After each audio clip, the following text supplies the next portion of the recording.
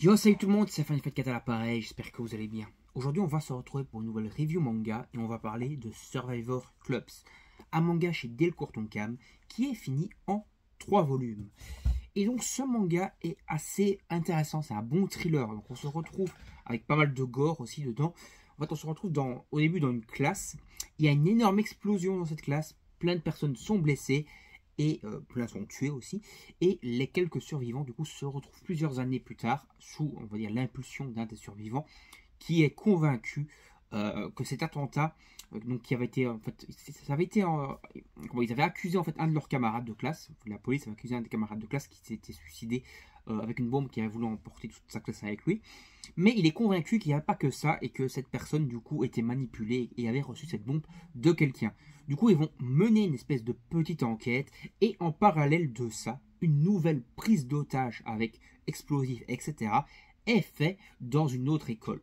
Donc on va avoir dans l'école où il y a eu lieu l'attentat, il va y avoir nos protagonistes qui vont se réunir et qui vont enquêter, tout en étant du coup de nouveau menacés par un tueur dans cette école-là. Et en parallèle, on va suivre également une autre prise d'otage, une autre attentat, on va dire, dans une autre école.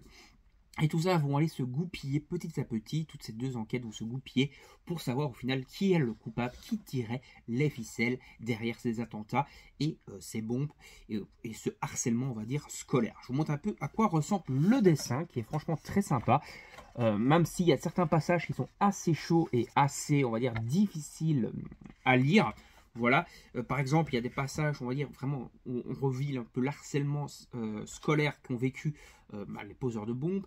On revoit un peu donc des espèces de jeux malsains du coup que les poseurs de bombes vont peut-être un peu faire, au point de forcer des filles à se déshabiller, etc., à avoir des relations sexuelles devant leurs camarades, et tout ce genre de choses, avec une prise d'otage du coup et une grosse menace, et un gros impact, on va dire, psychologique, et également du coup comme je vous ai dit des scènes quand même qui sont parfois assez gore et assez trash dans le manga.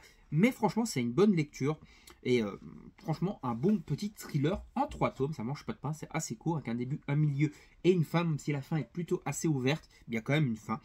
Et voilà, c'est un bon manga que je vous invite à découvrir si vous voulez avoir un bon thriller à vous mettre sous la dent chez Delcourt Tonkam. Allez, on va s'arrêter ici pour cette vidéo, j'espère qu'elle vous aura plu. N'hésitez pas à donner votre avis en commentaire sur la vidéo, à liker et partager la vidéo sur vos réseaux sociaux pour m'aider dans mon aventure YouTube. Mettez également l'abonnement et la petite cloche pour ne pas manquer les prochaines notifications de mes prochaines vidéos, que ce soit des vidéos de manga ou de jeux vidéo ou autres. Salut tout le monde, à la prochaine, bye bye.